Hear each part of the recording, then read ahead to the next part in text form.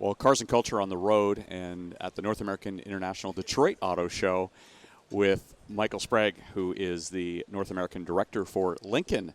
And it is, first of all, wonderful to be back at the Detroit Auto Show. It's also great to see you again. Likewise, it's been a couple years, I guess, right? It's been a few years. Yeah. It's been a few years for the show, but it's also been a few years that I guess we've had the chance to really sit and talk product to a great extent. And there are a lot of exciting things that are happening at Lincoln, and I'm so happy that you're here to share that story. But let's just start with being at a show. Right, exactly. Right. Yeah, it's fantastic to be back in Detroit.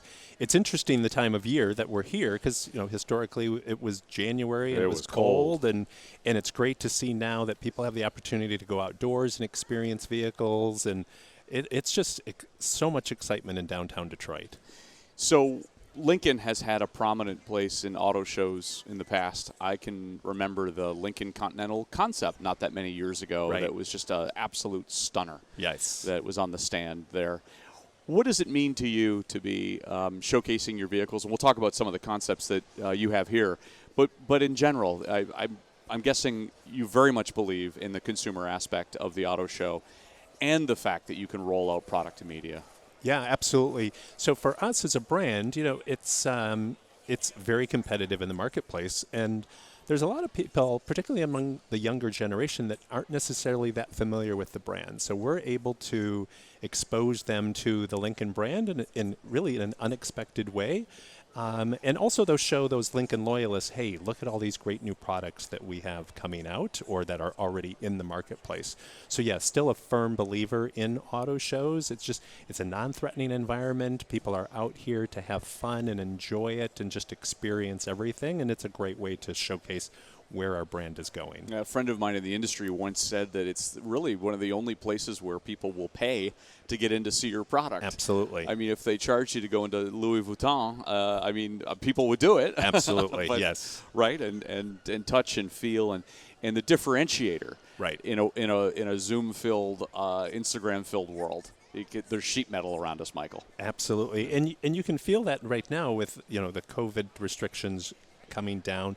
People are just excited to be back and in person and just engaging with the product, and that's what's so exciting. Lincoln's 100 years old. Unbelievable. Amazing, isn't it? Yeah, Yes. Right.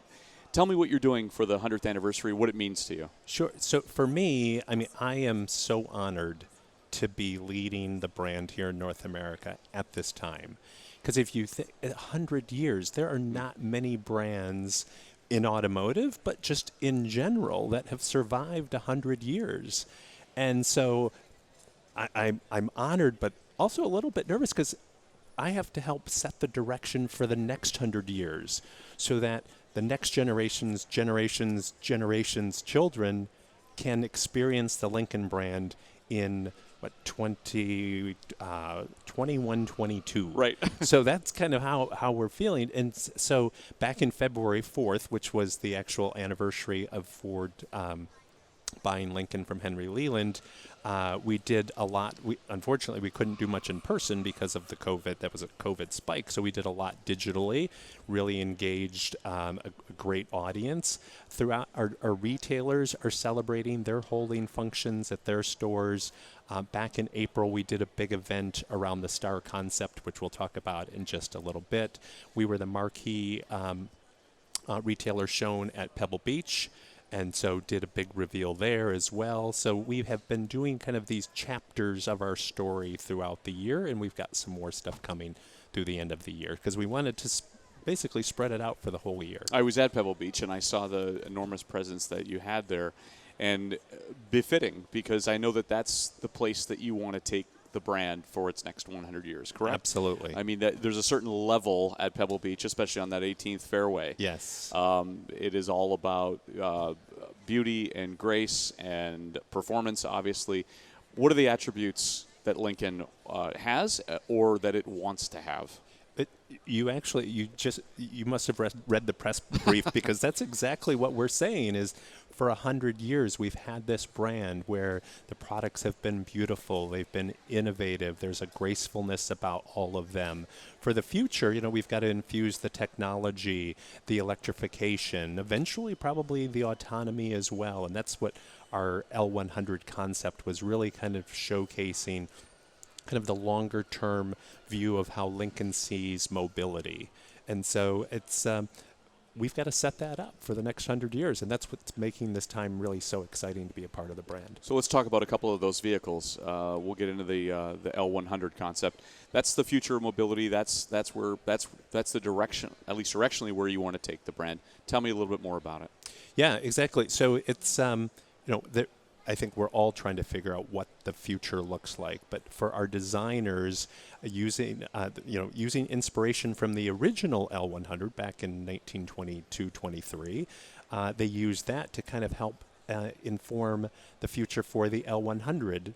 Obviously, from a design standpoint, very different, but it was really about creating a space within the vehicle that more than likely will probably be autonomous, and showcasing how you can use these vehicles in the future. You can use them, for yourself, for a sanctuary. You can use them for multiple people.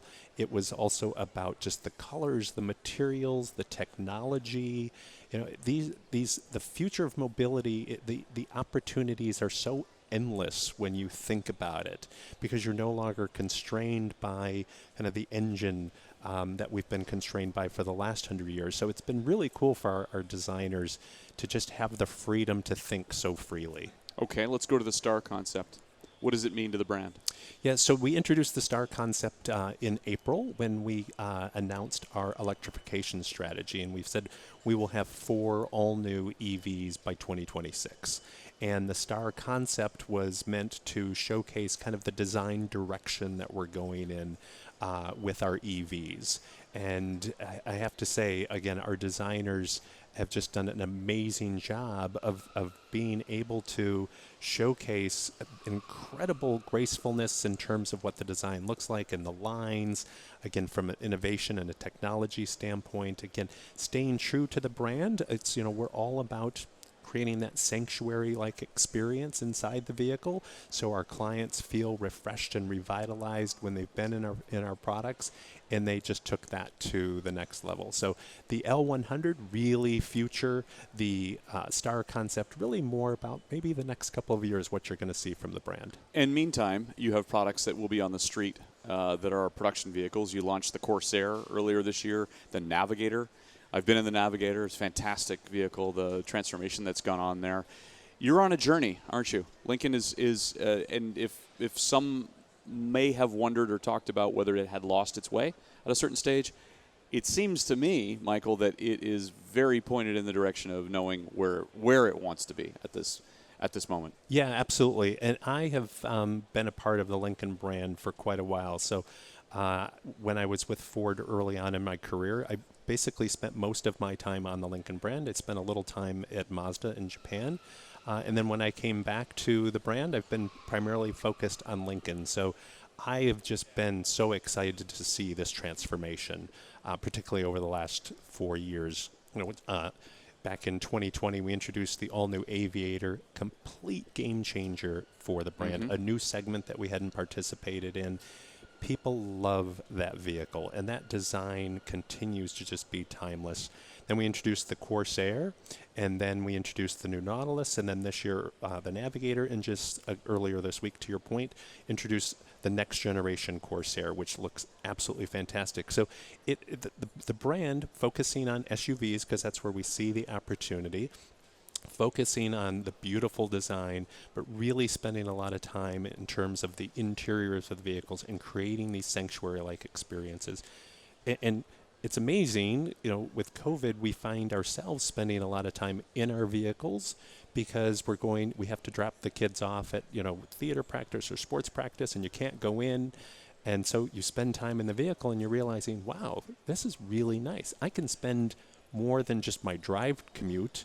I can spend an hour in here. I can work. It's quiet. I can turn it on. It's comfortable. I've got the 30-way power seats. I've got the Revel audio. I've got, auto air fresh. Everything is just working together to make this an amazing experience inside the vehicle. How are you going to try to translate that to future customers? What are you doing on the marketing side so that the rest of the country understands what we know as Detroiters, which is the Lincoln brand? Yeah, exactly. It's a great question, and you'll see us shift more and more to more digital, because that's how we feel we can have more pointed communications to our prospective clients. And again, it's also showing up in different places. Like we showed up at Pebble Beach. We did the Lincoln Star Concept event out in LA, because it's unexpected. It's like, wait, Lincoln? Wow, that's not the Lincoln brand I remember, or I don't know anything about Lincoln. It's coming to places like the Detroit Auto Show, where we do have a strong, loyal base of owners, but show them this brand has changed, particularly over the last 4 years, particularly because the auto show hasn't been here for a couple of years. So you remember what it was like in 2019, but boy, it's really different here in 2022. It's not your great-great-great-grandfather's Lincoln. Correct. Exactly. Exactly. Is there do you have to do a big bang at some stage? Would you consider a Super Bowl, things of that nature, in terms of marketing messages? Yeah, I don't see that. I did a number of Super Bowl ads at when I was with another brand, and they're effective for particular types of brands. For Lincoln, that's not necessarily what we need to do. We need to do more one-on-one communications with our clients.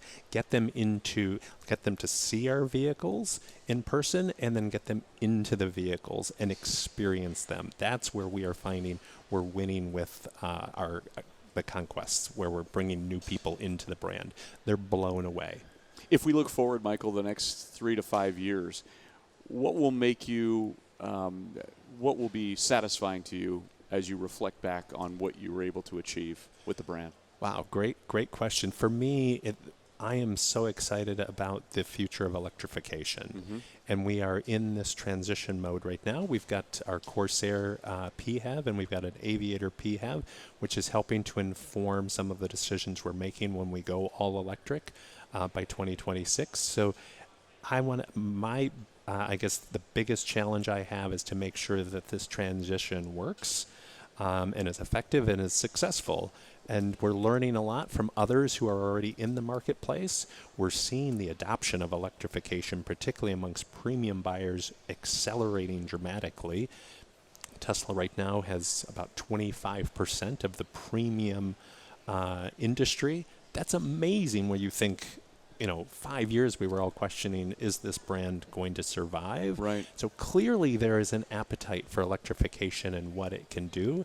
It's now, for me, just making sure we can get there as quick as we can to capitalize on it, but still stay true to what we are as the brand. What can you learn from disruptive brands like Tesla? There's a lot of conversation in this industry about what Tesla does. Yeah. You just mentioned the sales numbers. Yeah, absolutely. And I think actually in California they've outsold every other premium automaker now. Yeah, he's got, I think, 50% in the San Francisco Bay market, right. And where I live in Southern California, it's 25-30%. It's amazing to me, and this is where I learned so much from some of these disruptive brands, the Teslas, the Rivians, the Lucids, the Polestars. Living in Southern California, I see all of them every single day. And I go to the Rivian hub in Santa Monica and observe. I go to a Tesla store. I go to the Lucid experience and see how they're reacting or how they're engaging with our clients. And then I bring that back and share it with my team and encourage them to do the same thing. And talk to so many people. In my fantasy football league, there are 10 guys. 9 of them have Teslas. And it's just like, really? And it's like, why? The ease of the purchase process. Okay. I will say, though, they all complained about the service experience right. and the problems that they were having. And that's where we have a huge opportunity. We've got a great dealer body who can take care of our customers unlike any other. And so that's where we will continue to win as we go forward. And the EV equation's going to change anyway. The landscape will change because mainstream automakers are now going to have the options that Tesla had 10 years ago that they didn't have. Right. And we'll have franchise dealer network. Absolutely. To be able to service. Absolutely. That's the part in my opinion, that's the pivot point for Tesla, isn't it? Absolutely. people still at the end of the day want to have some sort of relationship with a company. And with our retailer network, they have that. And so when there is a problem, there is somebody that they can call, text, email, and get a response. You talk to people who are Tesla owners, it's like it goes into this black hole. For us, that goes back to how we're going to leverage our retailers in the future, is really lean into them to create that ownership experience that is unlike anything else. So in your next 100 years, what can Lincoln learn? Wow, that's a tough question. Obviously, we want to look to our heritage and figure out where were the successful points there. And again, clearly, the design and the innovation that the brand has always been on the forefront of. So we got to keep that in mind, But in terms of the experiences, we've just got to stay one step ahead in terms of what clients are looking for, and obviously look not just here in the U.S., but now because we are a global world, there's so much interaction. Social media allows us to see what's going on around the world. Pick and choose in terms of what's happening in other markets and try to figure out, is that right for us here in the U.S.? And so you'll see us do a lot of that. Particularly, we've got obviously a huge position in China. We learn a lot from them. They're on the forefront of a lot of client experiences. So you may see us engage and pull some of those things in as well. I was just going to say, the level of luxuriousness that happens in China and Asia, we've got a lot to learn from them, and we can continue to up the bar here in the United States, and I think our clients will love that. This show is called Cars and Culture, and I would argue that, like Mustang, like Ford, Lincoln has its own culture and has contributed to the culture of America. Oh, absolutely. Absolutely. I mean, it was the vehicle of presidents. It was the vehicle of musicians and actors and actresses and industry titans. And if you had a Lincoln, it was a big deal. It was a big deal, exactly. And I think we will see that again in the future. It will be a big deal. Very good. Michael Sprague, thank you so much for being on the program. Yeah, great to see you. Thank you. Well, we continue our conversation here at the North American International Detroit Auto Show at the Ford stand with Darren Palmer, who's Vice President of the Electric Vehicle Program, Ford Model E. It's good to see you. Great to see you again. Yes, exactly. You've now moved to the United States. Yes, about 5 years ago. Yeah. I started working on some hybrid programs, and then I moved into Team Edison to work exclusively on electric vehicles. Wow, what an exciting point. You're at the epicenter of all of this change, much like some of your other colleagues who we've had on this program already. But when you look at a 120-year-old automaker, and you look at the fact that both Bill Ford and Bob Holycross have said EVs will revive the automaker. This will be a tipping point for Ford. I'm guessing the progress report is pretty good from you. Tell me about it. It's one of the most exciting parts of my career. I would say I didn't expect it before, but what electric vehicles have become, what they're starting to become, it's like a whole new industry. If you look at what's happened with the F-150 Lightning in particular, we've been able to make a vehicle, it does almost everything better than almost all of the gas trucks before. And that is a very exciting proposition for people. It outruns a Raptor for the price of a base truck. I mean, just that one Unbelievable. thing. Yeah, but that's not even the thing that's attracted people. What is most exciting is that the new technology allows you to do things you could never do before. And it's those things that seem to attract people in. That's what I think is going to pull people into electric. And you're attracting a lot of them. Your numbers are significant now. You're number 2 in EV sales in the country. That's right? Correct. Ford Motor Company is. Yeah, and the Lightning is a big part of that. So we had over 200,000 reservations, and those customers had never seen the vehicle in the real world or touched the vehicle. And after we launched, it was a huge reaction.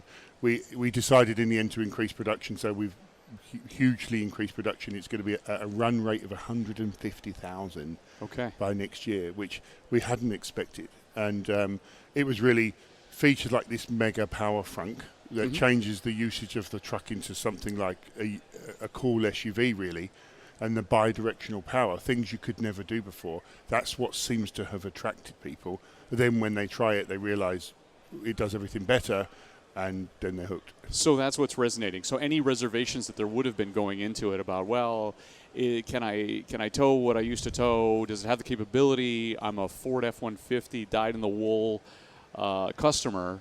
Now they're saying, hey, I didn't know what I didn't know. Well, people are resistant to change. It's built into us, really, isn't it? So the first thing you think about are all the reasons why not. But when you start to experience them, all of a sudden you want one. I think that's a big thing. You just want one, and you work out how that might fit into your life. Then you find out, if you ask somebody who has a Mustang Mach-E today, and around 91% of people tell all their friends and family they want you to buy one, and ask them how it fits into their life, you'll find out it fits really well. So it's fully charged every morning. It has a huge network across the country. They can drive anywhere they want to. They just go and get a coffee every 3 hours, and it's charged when they're ready. So they're ready now, but people in their minds have a lot of blocks. But with the Lightning, we can put one in every dealer, and the dealers can talk to their prior customers and say, just come and try it. And even if people are skeptical, just say, hey, come try one for an hour. What you find is, within 10 minutes, they're in their mind, I've got to have one of these. They've signed up. How am I going to do it? Yeah. Then they have a different mindset. They're like, how does this fit into my life? And Yeah. they realize if you've got a charger at home, you leave every day with 320 miles. And there's not that many days when you're going more than 320 miles Not a day. usually. Yeah. And then when you do, the vehicle does that for you, and it helps you get across the country, and it authorizes the charging for you. So it automates most of the things you're worried about. So really, it's this fear. But once they start trying them, they tell everybody they know. So the same's going to happen with the Lightning, I believe. So $50 billion that you're betting on electrification. And in fact, it goes throughout the entire value chain. It's not just the vehicles, but it's the battery production over the next 5 years. Ford's putting its money where its mouth is. It's a massive, massive commitment. It's our entire future, and the whole future of the company rides on that. So after the... Do you sleep at night? It's usually I go to bed quite late, so yes, usually. They're long days. But yeah, it's a huge commitment from the company. It means, it's everything for us. But after the success of the first 3 vehicles, and especially Lightning and what we saw, how it resonates with people, it gave us the confidence to say, we're all in. And so this is just the first round of products. The next round, the technology is getting better and better, and you're going to be able to do even more. The next vehicle we're going to do is let's say a 3-row type vehicle, and my boss tells me if it's something like we sell today, then the project's cancelled. It needs to use the technology to do things customers could never do, and to be a compelling product that makes you've got to have it. So all of your years in the industry, we would go through phases where you'd see iterations of vehicles, and there would be minor advances. But these are moonshots in your mind, right? The technological leap that's being made now is at a point where if Jim Farley says to you, okay, we're going to scrap the program if it's the same, that's really challenging the system, isn't it? Oh, it's really challenging. It's also absolutely great fun. It's an amazing place to work. We needed more software skills and skills in computer hardware because we weren't a computer hardware company. So Jim pulled in some new people like Doug Field, Robert Bedichuk, who worked in that industry, and they're bringing those skills in. And their mantra, they have explained to us, is to bring the two sides together, bring Detroit together with Silicon Valley and see what products we can bring from that. So that's interesting because there's been a lot of conversation over the years about Silicon Valley's culture not melding with Detroit's culture, and these two worlds that sort of coexisted but couldn't really bring it all together. You're saying that you are effectively keeping the best of Detroit while transforming it into a Silicon Valley type of environment. Absolutely. So we moved the company into 2 halves: Model E for the EVs and Ford Blue for the gas products. And Model E is headed up by Jim Farley, but Doug Field. And the point is to bring together these groups. So there's probably half of the leadership are from Silicon Valley and half of the leadership are from Ford in the past, many of the names you know well. And they're exactly what our culture is, bring the two together. By the way, we love each other's company. Finding out the new ideas and ways that things were done from Silicon Valley is fascinating. And for them, some of the achievements we've had, like the truck and the Mach-E and the commercial, which is now 90% of the commercial market, bringing them together and seeing what we can do together is fascinating. We're very excited about it. Yeah, because there was a notion, Darren, that Silicon Valley couldn't really understand Detroiters. You know, because if you were at a Silicon Valley party and you were a tech creator, that you would maybe share what you were doing because it was kind of open source, and somebody would have an idea, and then that would lead to you possibly transferring that to your own company.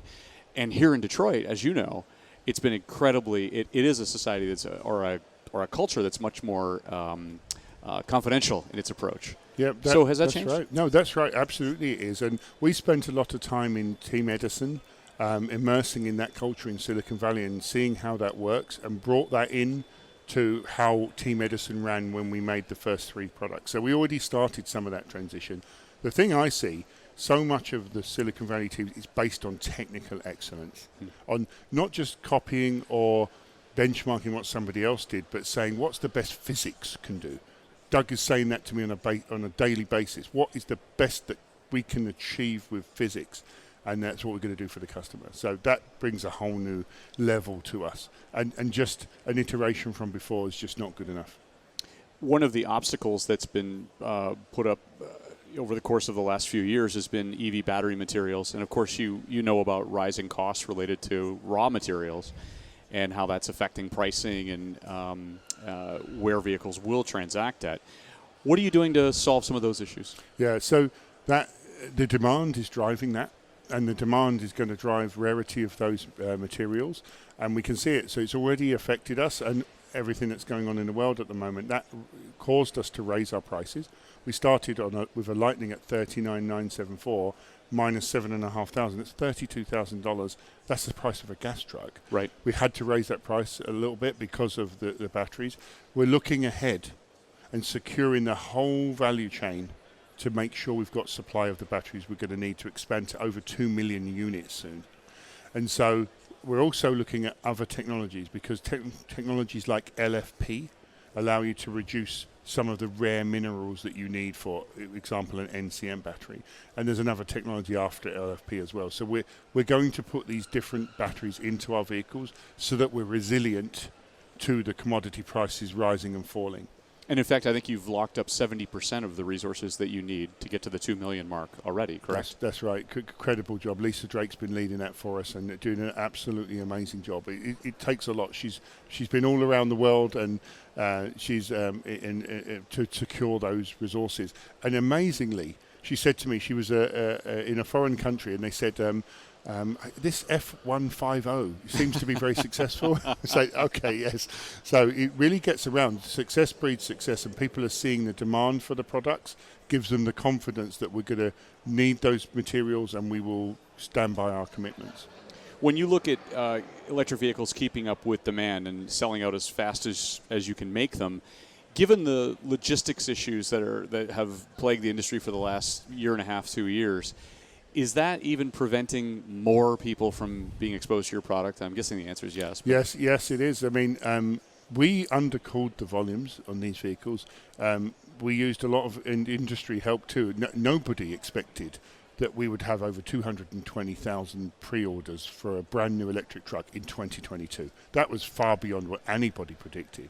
I'm sure we could have sold those if we had them all in hand. So that caught us a little bit by surprise. But the one thing we're quite good at is scaling up production. So we've really taken it up hugely.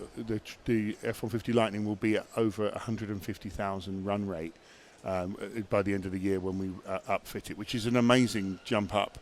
That will somewhat satisfy demand, but I rather trust that each person who gets one tells another one, and I think is still not going to meet demand. What are you going to do then? Well, we'll have to talk about that again. I seem to be in a perpetual state of capacity increase at the moment. So we're working on that one. We're literally going to work on the building very soon now to take that up. And we took Mach-E up as well to over 215,000 units on that one as well, just from North America. And the Transit as well. We're quadrupling Transit as well. So at the moment, getting all the components for that has been difficult, and chips as well. Yeah, of course. The Mach-E is Ford's best-selling EV now. Did that surprise you? So that one was an exciting project. The day we were there when we said we realized that this needs to be a Mustang and that it must be a Mustang. There is no choice. This is a form factor that's coming. It's a we product. It takes the emotion of Mustang into electric, but that was controversial at the time. I bet it was. But it far surpassed the gas product now within just a year and a half, and we see why. Both the form factor and the fact it's electrified has worked really well. It's very popular. You'll have 1,000 Mustang enthusiasts to descend on Detroit with their internal combustion engine vehicles roaring their way here. Were you a little worried or concerned at all that that crowd would be alienated by what occurred there? Well, I own a stick shift GT350 Mustang, which I love, so I'm a member of those groups. I talked to those groups before. We actually brought the president of both groups out to the launch of Mustang Mach-E, and they started off with, hey Darren, nice car, but I'm not really sure about this, and ended up the 2 days both ordering one, and one of them ordered two of them. So that's getting a lot of acceptance from that group too. And really, I've got both. One is more a weekend car, and one is what I use every day to work. So it can be an and equation as well. It's kind of the point, isn't it? I mean, you can have one living in one corner of your world and another living in the other corner, depending on what needs you have, which is, I'm guessing, where this will ultimately all trail out over the next 5 years. Yeah, I think we're basically working at the moment for one of the cars in people's households, and it's small and it's growing extremely fast. One day we're going to be working for both cars in people's households. These vehicles already, with over 300 miles and the largest charging network in America, they're already useful for everybody, every daily life. I haven't been to a gas station for my vehicles for 2 years. And the thought of having to take time out from my family to go and fill gas horrifies me now. And I just got used to it. And you build your life around it. When I go on a trip, I drive for 3 hours and I have to stop at a restroom. I plug it in. By the time I get back with the coffees, the food for the kids, and get in the car, it's charged back up again. It's not holding my life back at all. And I can't stand driving gas anymore. So you're a car guy from, I'm going to say you're from Detroit, but I know that you're not from Detroit. But let's just say that you're a Detroiter at this stage, 4 or 5 years in. How do you convince Middle America? By showing them what they do. So I'm delighted with Lightning, that's the one. We put one in every dealer. And then we use the dealer's connection with its customers. They've had customers for many years. They say, hey, come and try it. And some of them say, hey, not interested in that new stuff. And they say, I hear you, just try it. Because 10 minutes in one of those things will tell you a lot. It creates the desire. They didn't even know they wanted it till they tried it. It's like when you tried an iPhone for the first time. You might not have understood what it was for a while. There were a lot of BlackBerry people around for a while. And you know, I was once upon a time, I thought I had to have a keyboard. But it was only when somebody showed you what else there was, you realized it's not a phone, it's an internet portal, and I would rather have a bigger screen than a keyboard. And that's the difference. So showing people is key, and getting it round, friends and family, getting in this adoption curve, because people trust their friends and family. And when somebody buys one, everybody loves them. Nobody goes back. And they tell everybody they know. So that's what's going to happen. It's going to move across the country. But I'd say now is a golden time. They're a good price. You get a lot of incentives back. Government will pay a third of the installation. You get a free charger in many states. And all the chargers are empty when you go to them. So it's a golden age at the moment. Don't wait too long. Well, especially with more orders coming in. Darren, where does the electrified or the electrification movement go from here? Like, if you look out 3 or 4 or 5 years, and we're sitting here at this show in 2027, what are we talking about as it relates to the lineup? So I always asked, where are the space cars? Right? Where are the really futuristic cars that you're always hoping to see, and these huge jumps forward? I think we've got lots of vehicles that are great now, but the technology is just starting. The brand new form factors that electric can give haven't even started yet. And so the cars we're working on now, the mantra from my boss is, if it's like the normal car, a bit better, then the project's cancelled. Forget it, yeah. Forget it. Because they need to be better than that. And so we're working really hard on starting with, what are you trying to do with your family or business? How may I make that better? Not starting with the car we've got today and modifying it. So they're going to look different. Some of them are going to challenge your norms and may not look the way you expect them to. And you're going to say, why does it look like that? And then when we explain to you why, if we got it right, you may just say, hey, you're right. That's right. The electric's different. And there's a reason why that. Are you looking at other industries for disruptive tendencies or techniques or methods? Absolutely. That's a great technique where you look at how other industries changed over time and how they survived and how they may, but better from that. It's like John Deere, companies like John Deere who worked to make value for their customers, who were then happy to pay for that extra value. The payment the customer made paid back many times. So industries like that and others as well. And we talk regularly to some other companies, famous companies, who are also yet to go through their transition and are asking the same question. And one of them, I won't name the companies, but they said, hey, you transformed Mustang into an electric brand. Yeah. It's unbelievable. Yeah. We've got this excellent brand which is rooted in gas. How do we move into electric? And they're in a different field to us. Fascinating talking about that with them and what they may do. Well, survey the landscape around the automotive world, and I don't think that you or I, when we were sitting in Europe together, would have said that Porsche would offer an electric vehicle. But lo and behold, there's the Taycan. And the Turbo S has more gravitational pull than the Saturn V rocket. So I get it. I mean, in those days, we may have thought of electric cars in a certain way. We might not have realised fully what they could do. And at the time, people were saying to me, hey, everyone's going to rent a car in the future. They're all going to become an amorphous blob and look the same. Mm-hmm. That's absolutely not what's happened. It's not what happened. It's the opposite. There's more innovation now than I saw 10 years ago. And it's really exciting, trying to work out where to go, how far do you go, and what you can bring customers that you couldn't before. When I saw a gentleman brought his Lightning to me, he was a veteran and injured. And he showed it to me, and he said he had a scooter, and he said, if that scooter fits in that frunk, I'm going to freak out. And we did it on camera, and he did fit.